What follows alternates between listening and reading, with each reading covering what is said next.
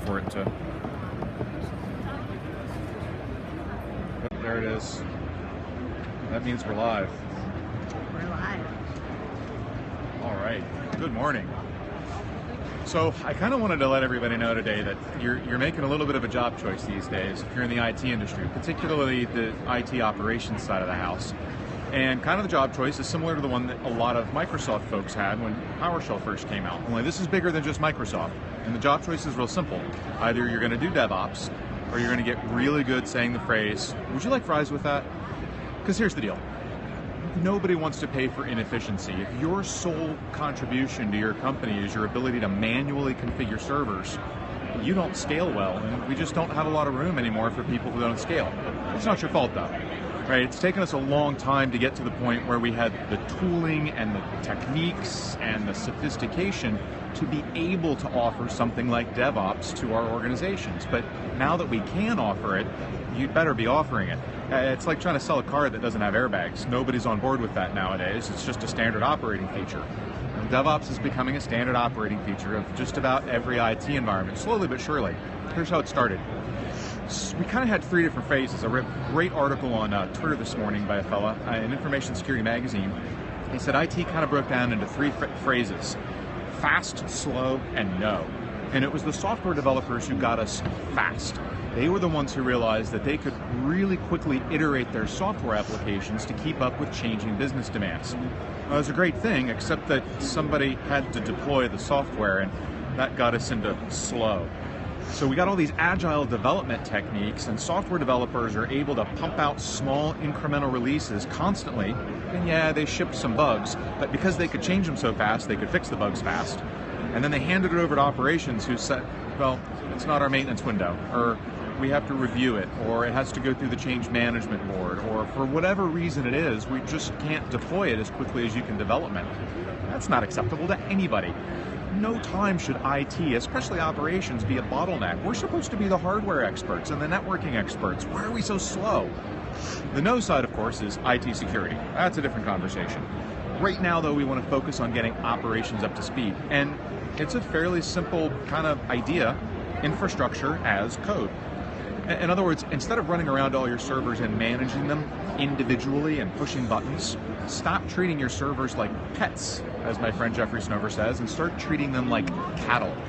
You don't go out into the stockyards and start summoning all the cows by name and giving them a nice pat on the head. No, you herd those things in en masse. You do it all at once, and that's what we need to do with our infrastructure, and code is what lets us do it.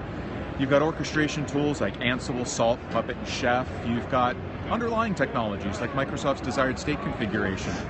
The idea, though, is to have code that describes what you want your infrastructure to look like, and then the infrastructure just does it. A miracle occurs. And yeah, there's a lot of work that goes into making that miracle occur, but the bottom line is, if you want to be that top paid guy in your IT ops shop, you need to be writing a little bit of code, and you need to make that code configure your infrastructure.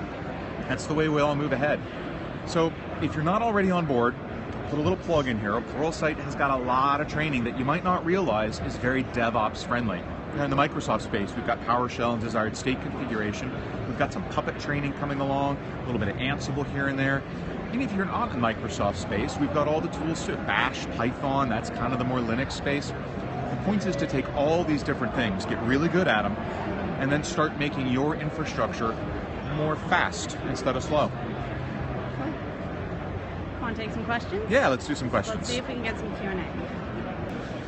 Ooh, flip camera. If they have any, they'll bring up. You can talk a little bit about where we are and see if anybody has any questions. We are at VMworld 2015 in beautiful San Francisco at the ginormous Moscone Center, which has a vaulted ceiling in here, which is why it's so darn loud. And it's been a lot of fun. We're sitting here with the Pluralsight booth talking to a lot of incoming customers, kind of showing people what we've got to offer. If you haven't signed up for a free trial, we're getting people signed up for that. We've even had a few folks come by who may have made unfortunate decisions about their video training provider, and they've decided to come in and sign up their entire company for a pilot, which we'll actually do for free for a month, and they're going to try that out and try and convince their bosses to make a better decision. We've got some of our authors coming by. In fact, I'm going to be doing some play-by-plays later today with guys like Josh Atwell and Ed Horley.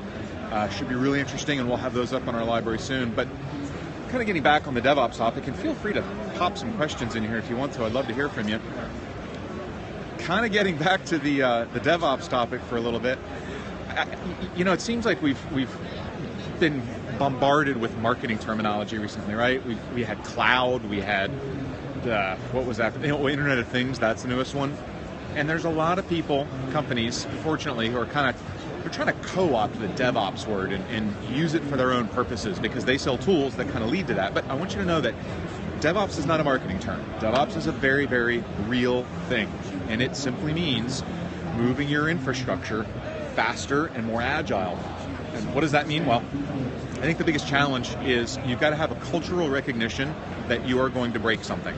Now, I know we have all these management frameworks that try to prevent us from breaking things by managing change down to the tiniest little granular level, and that's fine, but at the end of the day, we've always broken things.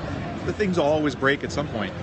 Well, the idea is that if you're able to change quickly, you worry less about the breaking because you know you can also fix it quickly. You break it quickly, you fix it quickly. Move fast, break things. That's kind of the cloud motto, and it can work for any company. Now, it used to be that a lot of companies were in markets that didn't change fast. They were very structured, they were very ordered, and so slow change was acceptable. It's not really the case with a lot of companies anymore. We need things to happen faster. Small, we don't need major changes really fast, but we want these small changes happening all the time. And you don't want to be the bottleneck. I mean, at the end of the day, if you're the bottleneck and somebody else in the organization can remove the bottleneck, then they win. Don't ask about my vest. You can ask other questions, but not that. So look, make sure that you're keeping up with your organization. Keep your skills up. I mean, one of the great things about online video training is that you can learn an hour at a time. You don't have to go reinvent your career. Start with PowerShell, start with Python, start with desired state configuration. Just make sure you get that in there. Make sure that you're at least pushing. A lot of organizations are doing a smart thing, and they're setting up, I don't want to call it a DevOps team, because that is what they call it, but what they're doing is they're setting up a team that's tackling one project or one area of the infrastructure using DevOps methodology. And that's a way for you to learn how to do it. What are we doing right? What's going to break? What's not going to work? That's a great way to start, and then you can start to expand that out to the rest of your infrastructure. So it's definitely a cool thing to do. I'm waving to all the folks here who are kind of staring, wondering why I'm sitting here talking to my iPad.